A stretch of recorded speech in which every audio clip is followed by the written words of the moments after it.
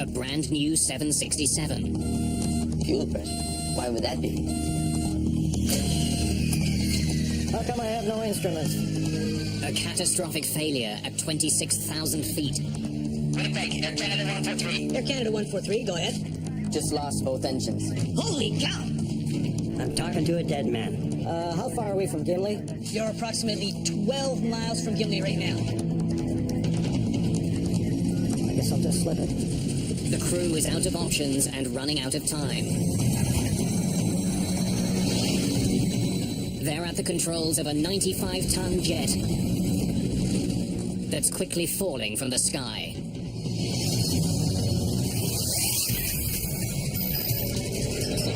Mayday, Mayday.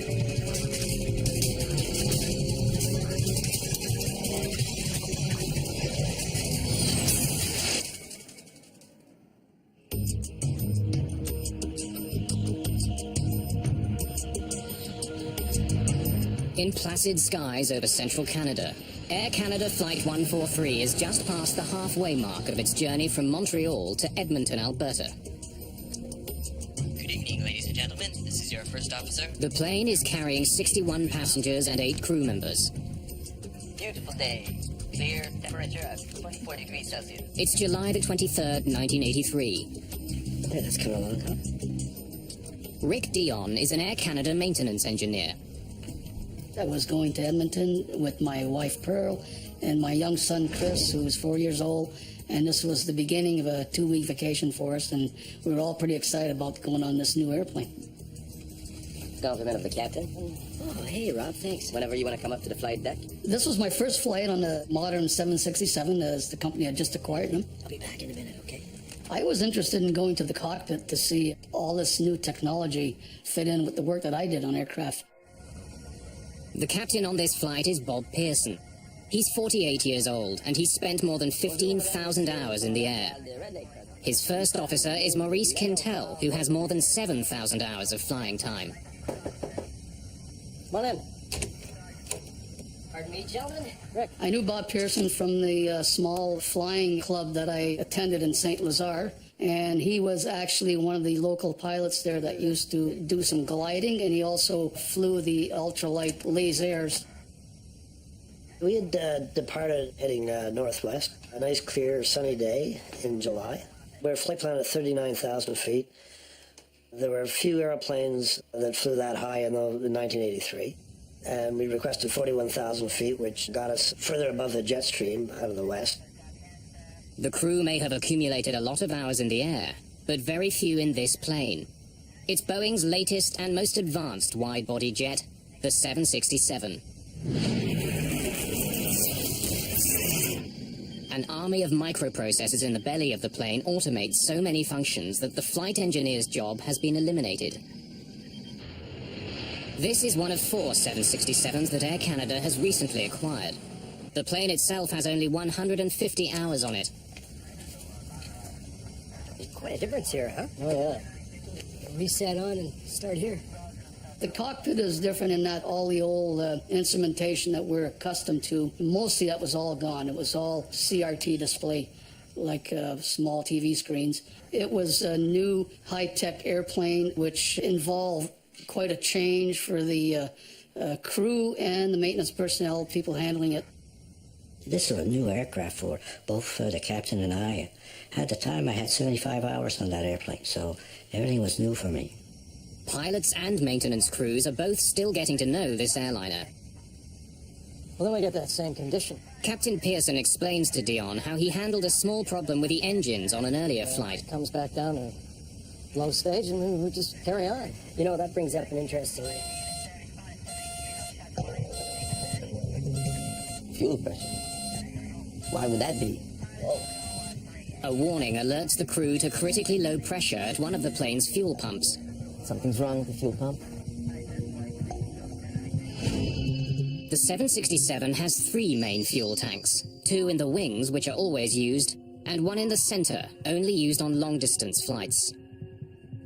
Electric fuel pumps draw fuel from each tank and feed it to the plane's 2 engines. The low-pressure warning could mean that one of the pumps needs maintenance, but it could also be a more serious issue, a lack of fuel to be pumped. That forward fuel pump. It's just a bloody pump failing, I can tell you that. Another low fuel pressure warning sounds. This one from another fuel pump on the plane's left side. Pearson's flight management computer tells him he should have plenty of fuel for the remainder of the trip. The 767 also has separate digital fuel gauges, but on this flight those gauges are out of service. The warnings don't make sense. What would your assessment of that be? My own personal thoughts? Might be low in the left tank. I used to be involved with transferring fuel, and I know that when you're trying to empty a tank, it'll start flashing periodically, and then the pump will reprime, and then the light will go out. In this case, it appeared to do exactly the same thing. Captain Pearson knows that if the left tank is running low, the right tank may be low as well. Let's head for Winnipeg. Now. Pearson wants to land as soon as possible in case he is running out of fuel. The crew is still more than 700 miles away from their original destination, Edmonton, Alberta. The nearest major airport is Winnipeg, Manitoba, a mere 120 miles away. We're showing lots of fuel on board our flight management computer and 3 normal fuel checks cross-checked with our fuel on our flight plan. So we elected to divert the flight to Winnipeg, where Air Canada has a main maintenance base. Winnipeg Center. Air Canada 143. Air Canada 143, go ahead. Ron Hewitt has 20 years' experience as a radar controller. Yes, sir, we have a problem. We're going to requesting direct Winnipeg. Air Canada 143 cleared. Take position, direct Winnipeg. We're cleared to maintain 6,000. Descent, your discretion. Send us 6,000 his discretion, and that was it. He didn't tell us what the problem was, and it's none of my business. Give him what he wants, get everybody out of his way. That's about what we do. Okay, we're out of 410. Pearson now begins to descend from 41,000 feet. Oh man, it's all going out, okay? The low pressure warnings are spreading to more and more of the fuel pumps.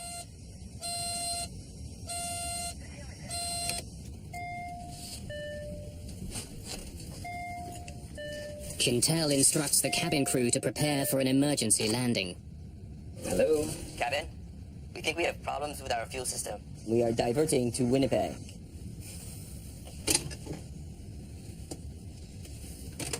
All flight attendants to front galley, please. I hope this is just false warnings. Rick, can you think of anything we haven't done?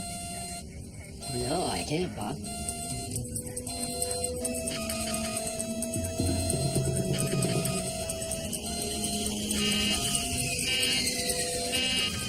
Okay. We've lost the left engine. Losing an engine erases any doubt. Flight 143 is in fact running out of fuel. Okay, checklist. Single engine landing. Pearson is trained to land a 767 with one engine. No one has ever tried landing with none. He scrambles to get his plane down so that he doesn't become the first.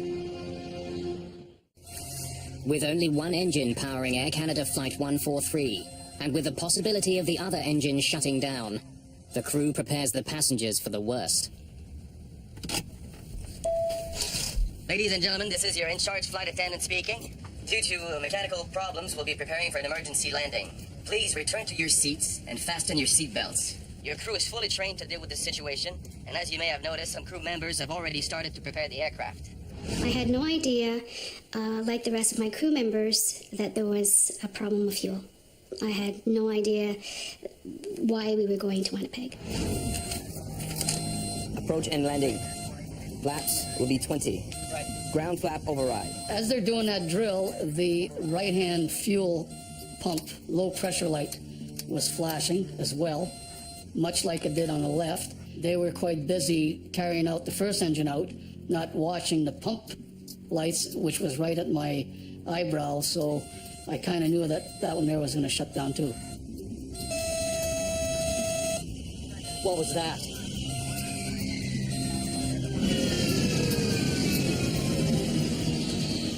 Very shortly, we will begin giving you instructions.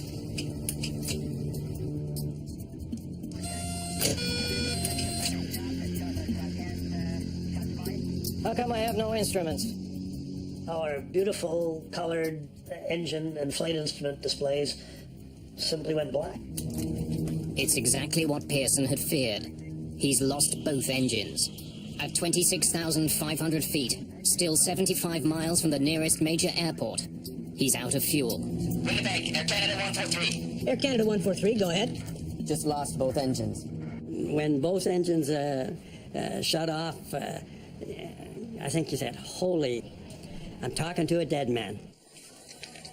143 just lost their engines. It's highly unlikely that anybody's going to survive this. Because I could see them trying to make a turn and spinning in. An airplane's engines not only provide thrust, they also generate the power needed to manipulate the plane. It would be completely uncontrollable, but modern airliners are like a Swiss Army knife with one last blade hidden away. In the event of a loss of power, they automatically deploy the RAT, or ram air turbine. It's spring-loaded, and the propeller that drives the small hydraulic pump is about the size of a propeller you would see like on a little Cessna 150. And this arm catapults down into the slipstream. This propeller starts to turn, drives this hydraulic pump, and it gives you basic systems. I was pretty quiet flying without motors. Pearson knows that time is running out. He needs directions to the closest landing strip. 143, this is a Mayday, and We require a vector arm to the closest available runway. 143, we copied that all okay. But the loss of the plane's engines has had an unexpected consequence at air traffic control. They're gone. They were right here. We've lost them, he's dropped off the screen. I need primary radar.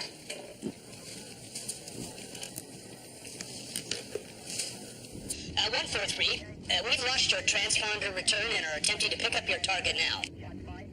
We work on transponders, it's called secondary radar. We take the pilot signal to paint the aircraft.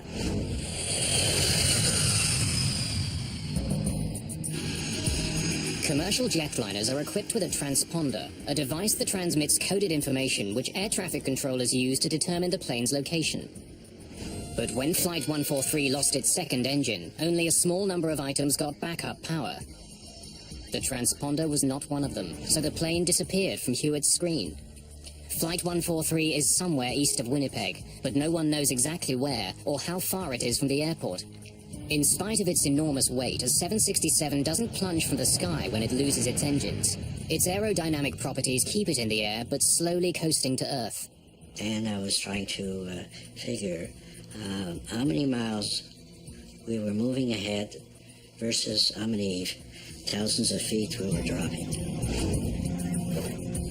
But Quintel doesn't have the instruments which provide the information he needs to make that calculation.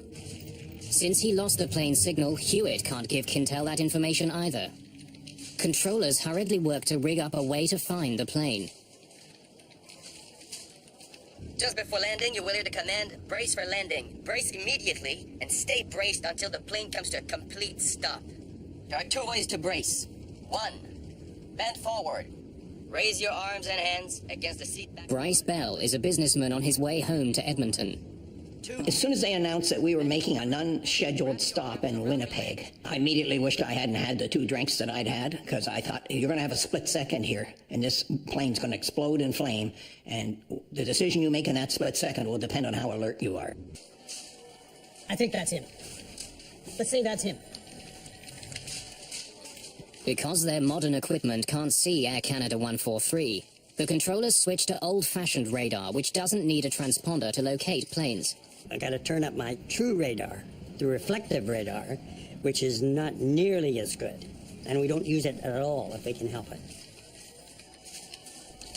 Okay, I got it. 65 from Winnipeg, 45 from Gimli. 143. We have you at 65 miles from Winnipeg and approximately 45 miles from Gimli. For the first time since losing power, the pilots know their distance to Winnipeg. We might make Winnipeg. Quintel, however, thinks that Gimli is a safer bet. Gimli, Manitoba has a decommissioned Air Force base. It's about 20 miles closer than Winnipeg. As As luck would have it, Maurice Quintel trained at Gimli while in the armed forces. He knows it well. 45 miles to Gimli. That is a long runway. Is there emergency equipment at Gimli?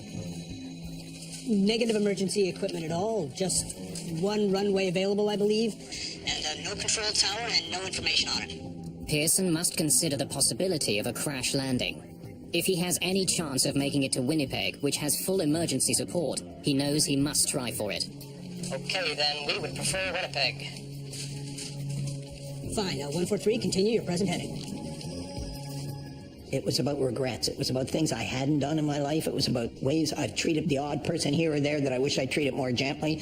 It was about how stupid I was at some of the things I used to make big issues out of that are so insignificant when it really comes down to what real reality is about. It was pretty devastating. And I remember telling a mother with a baby, and I had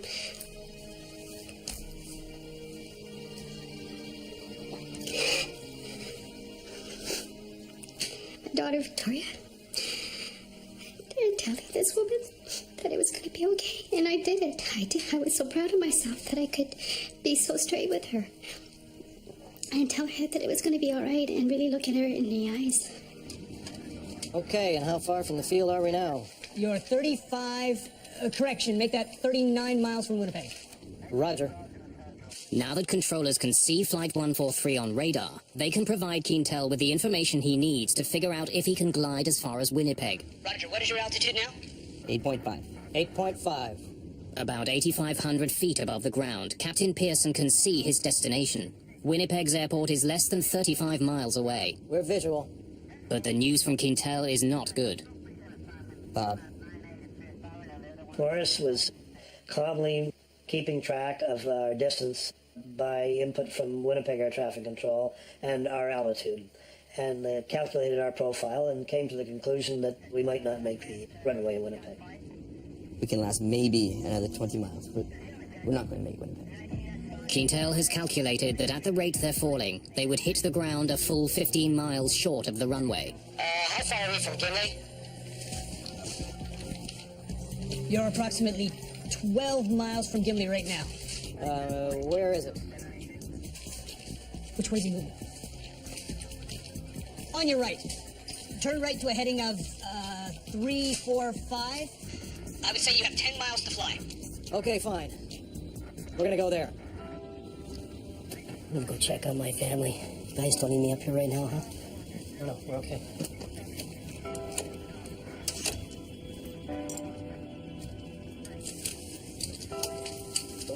It's okay, I think I got it under control. Just make sure your seatbelt's tight, all right? When I went finally to sit down in my seat, this is where I thought, wow, this is it.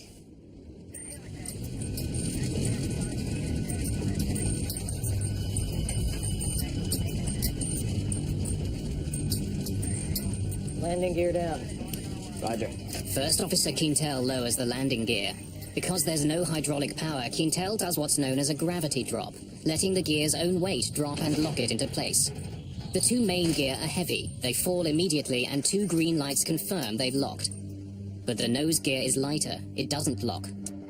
We could hear the main gear clearly, falling and locking. I was not aware that the nose gear was not down and locked.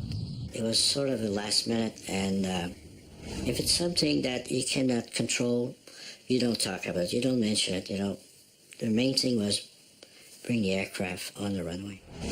5 miles to touchdown. Roger. We have the field in sight. 5 miles from Gimli, Pearson and Quintel finally see a runway they can land on. But there's a problem. We're too close, huh? It's going to be too steep, too fast. Yeah, I know. Pearson is almost at the runway, but he's much too high above it. If he comes down at a normal descent rate, he'll miss the landing strip. But if he comes down steeply, his plane will gather a dangerous amount of speed. He won't be able to stop before the end of the runway. The normal approach, we have leading edge and trailing edge flaps, which allow us to slow the airplane down and fly at a slower speed safely. We did not have those flaps as they run off the main hydraulic system. So what are we going to do?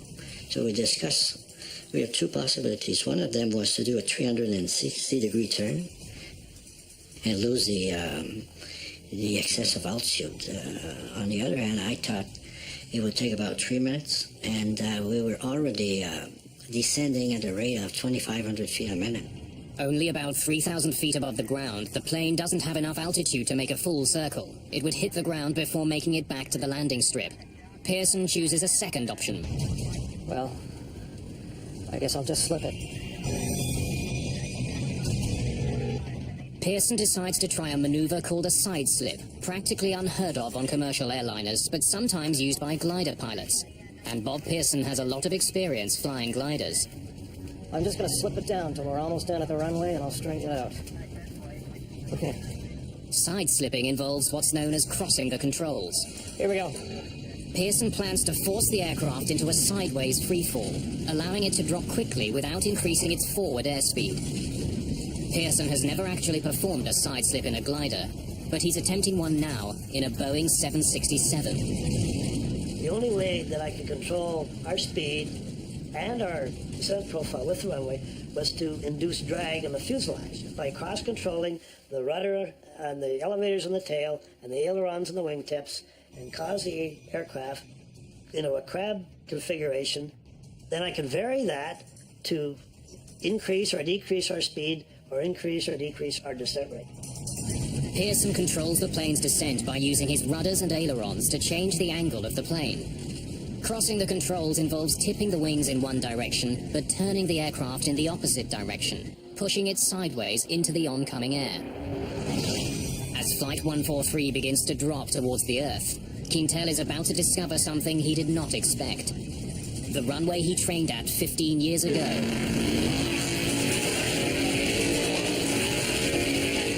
is no longer a runway.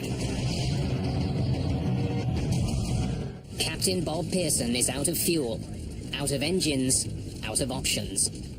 If he can't line up with the runway at Gimli, he doesn't get a second chance.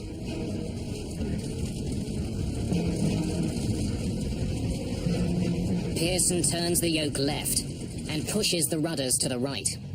The plane slips to its left. We're sitting in the center, which is the heart of the airplane where it starts, so it's pretty solid there. I thought there's a real good chance here that we'll be all right. However, when he put the airplane into a side slip, all that went out the window, because I figured, oh, if it hits a wing or something, it starts to catapult and roll, that's not going to work anymore. The 767 loses altitude quickly, plowing sideways through the air.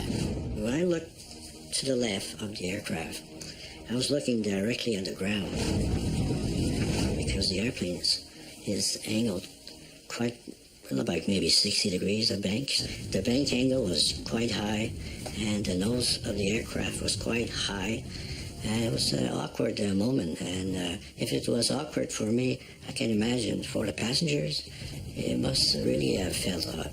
I saw a sand trap from this golf course, and I thought, we're going to crash. Pearson must maintain a crucial balance. He's got to slow the plane enough to be able to land safely.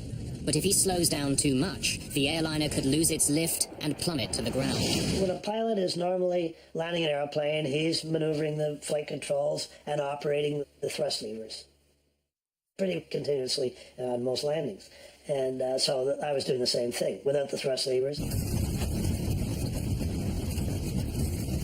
This is where I thought of my daughter Victoria being alone with my husband, and how he was going to cope with our daughter, and how she was going to cope without having a mom. As they approach, Pearson focuses on his target, the threshold of the runway. I got tunnel vision like I've never had it before. It was just our speed and our relationship with the threshold of the runway. But now, only hundreds of feet from the ground, Quintel sees that their troubles are far from over. The Gimli landing strip has been converted into a drag racing strip. Today is Saturday, and it's not just a race day. It's a family day on the Gimli Strip. Racing is done for the day, but the airfield is filled with members of the local sports car club, camping out with their families for the weekend.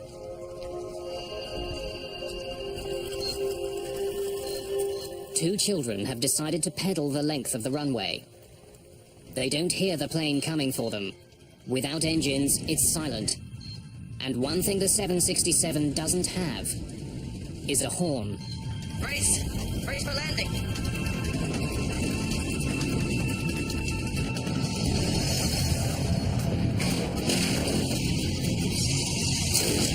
The nose hit with quite a bang on the runway.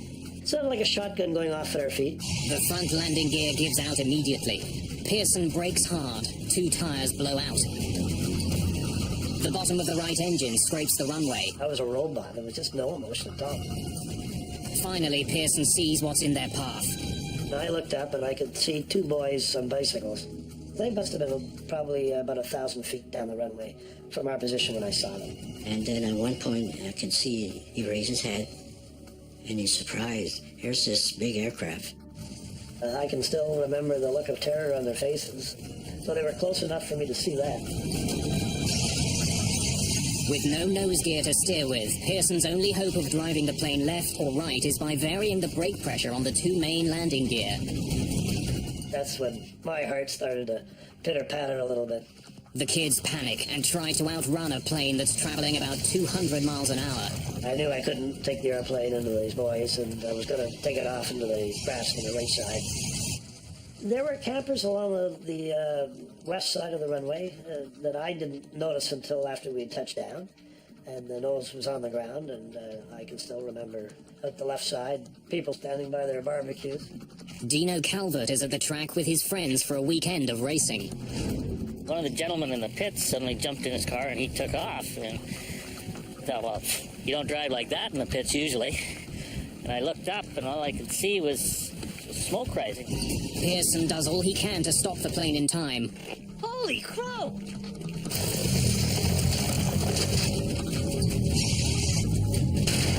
The plane plows into a guardrail installed down the middle of the runway. Smoke, Bob.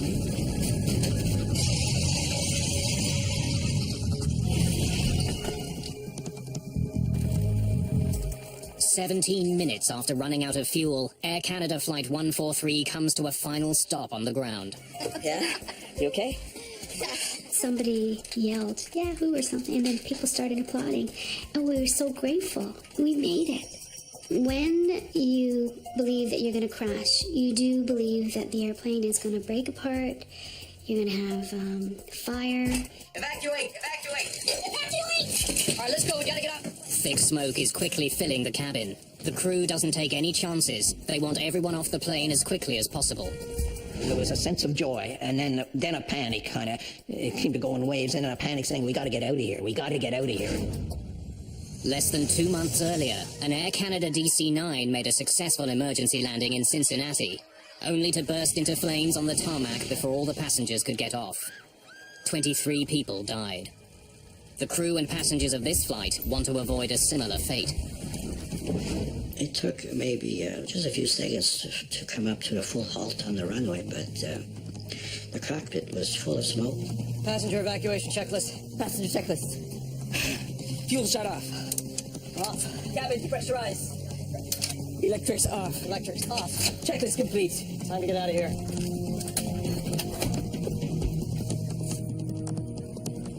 Come on, guys, get the fire extinguishers. We grabbed the fire extinguishers on our way, and you never go to a fire at a racetrack without having a fire extinguisher with you. And we ran up towards it. The doors open up, and you see the chutes come out, sort of like a spider growing legs. The plane ended up eventually standing almost what appeared to me to be almost on its nose. When I opened my door and I saw that the chute was so steep, I thought, oh my goodness, how do I get these passengers to go down? Due to the nose-down angle of the plane, the 2 rear slides don't reach the ground. 10 people are slightly injured during the evacuation, most of them coming down the steep rear slides. I heard on the west radar frequency, he said, one of the 767 says, he's down okay, He's in one piece, and that's when our cheer went up. I said, okay, because all of these people were going to sleep in their own bed that night.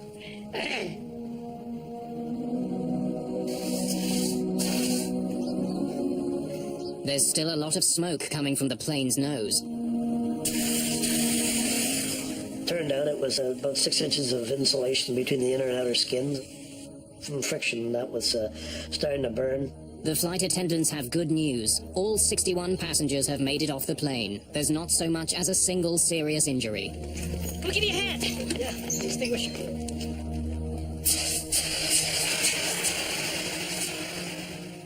Bob Pearson has done what no one has done before. He's safely landed a 767 with no engines, gliding to safety from more than 26,000 feet.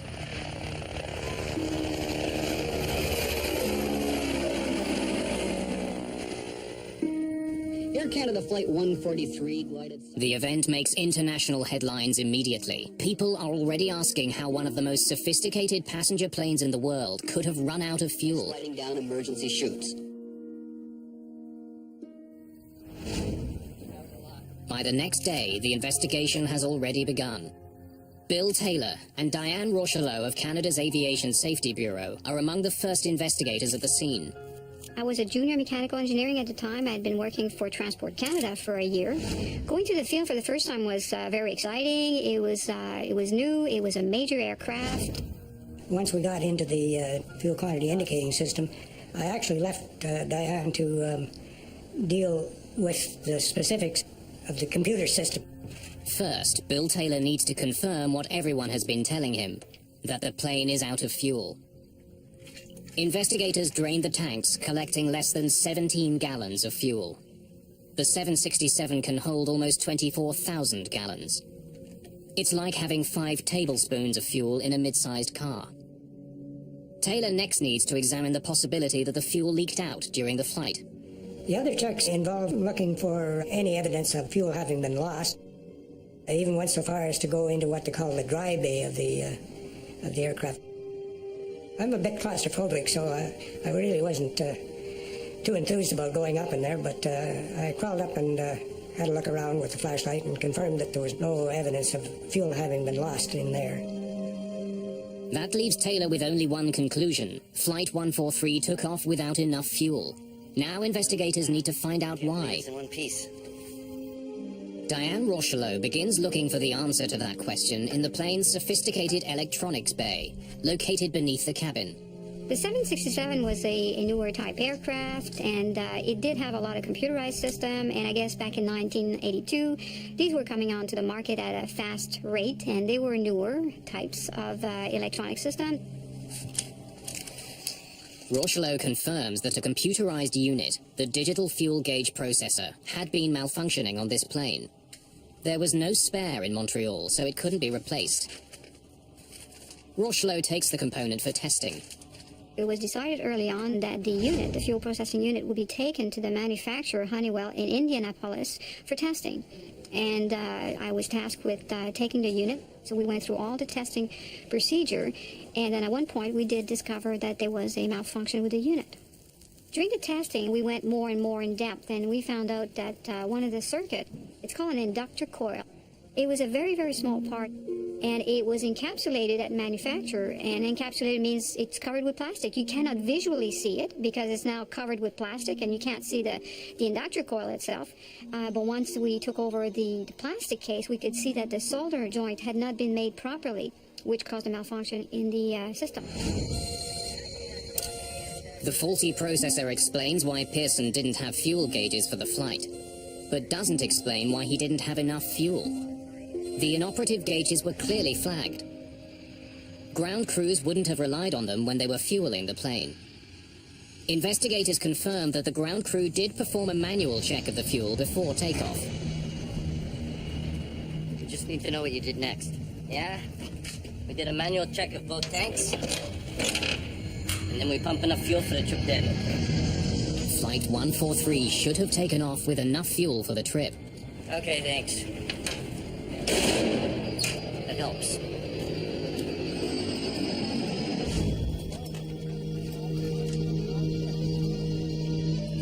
Investigators now have to figure out how one of the world's most advanced jetliners took off with half the fuel necessary for its flight. The investigators know that with its fuel gauges out of service, Flight 143's fuel tanks were checked manually. Then the fuel for the trip to Edmonton was added to the tanks.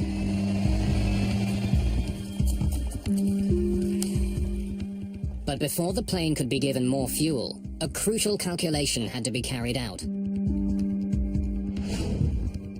Pilots need to know the weight of the fuel on their plane. But fuel trucks pump jet fuel by volume. In order for pilots and fuelers to communicate, a simple routine translation between volume and weight has to be made. Thank you.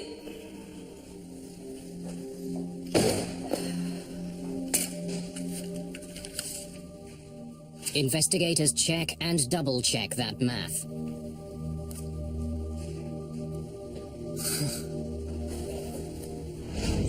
The fueling records from the day of the accident provide the answers they've been looking for.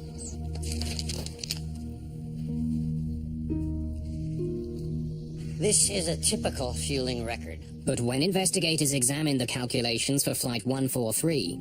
And this is from Flight 143. They look anything but straightforward. The document clearly shows the amount of fuel in the right and left tanks. But investigators are troubled by two particular numbers. One converts volume to kilograms. The other converts it to pounds. He shouldn't have been using both. So did you convert to pounds or to kilograms? To pound? Ah, to kilo. Can I see that again? Further interviews with the technicians and crew reveal that the events on Flight 143 Now I don't know what I did. were caused by human error involving poor calculations and ultimately inadequate training. Okay, fellas, we've finished with the fuel. The technicians refueling Flight 143 got muddled in their calculations while converting the volume coming out of the fuel truck to the weight of the fuel in the plane's tanks. No one who saw the calculations that day noticed the basic error. In 1983, Canadian ground crews were used to converting the amount of fuel leaving their trucks into pounds.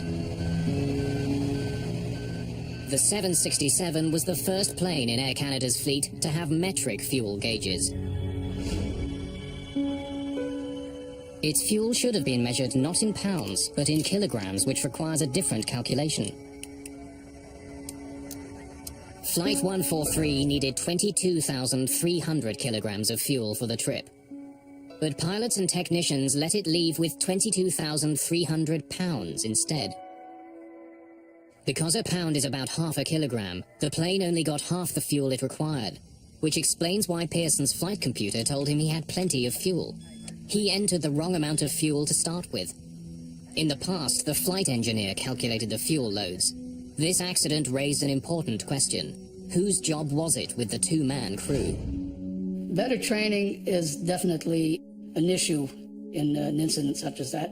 If everyone is trained and the lines are drawn as to who's responsible for what, then there's no ambiguity on it. People know what they're responsible for. In this case, it was sort of open-ended. We weren't aware who was responsible for the final say on this field stuff. A subsequent inquiry found that none of those involved that day was trained in metric calculations. Not the ground technicians, not the pilots. I had not received any, neither of us had received any training at all on doing these calculations. The computer that had replaced the 767's flight engineer was broken, and no one knew who should be doing its job. Air Canada 143 was essentially down a man.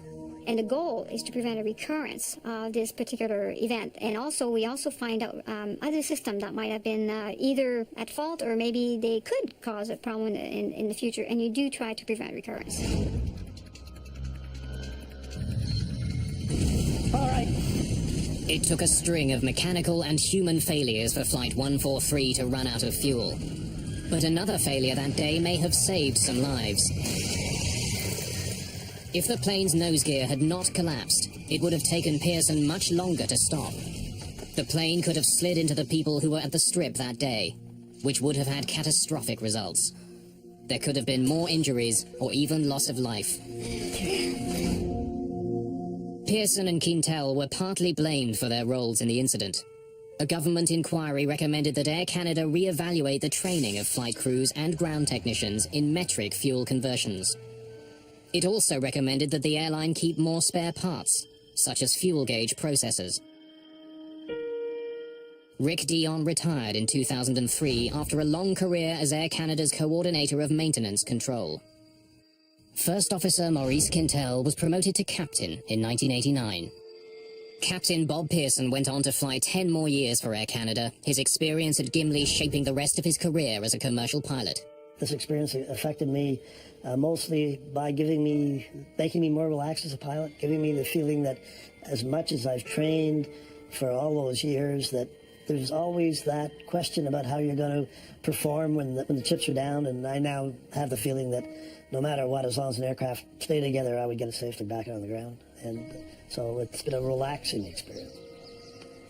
It's the knowledge that you know under stress you can perform. Before that, you don't know. You just hope you will, and you train for it, but you never know. With the things that they had to deal with was magnificent. I think that got proven in the simulator in Vancouver. They tried out this same circumstances with several crews, and they all crashed.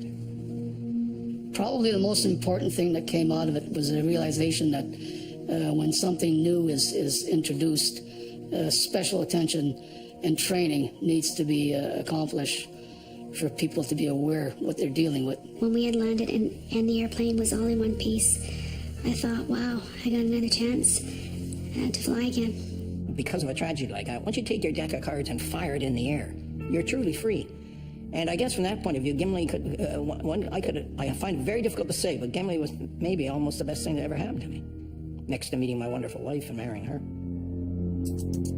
2 days after the landing at Gimli, Air Canada's 767 was back in the air on its way to Winnipeg for repairs. A quarter century later, that same plane is still in service, and it still carries the nickname that Bob Pearson earned it, the Gimli Glider.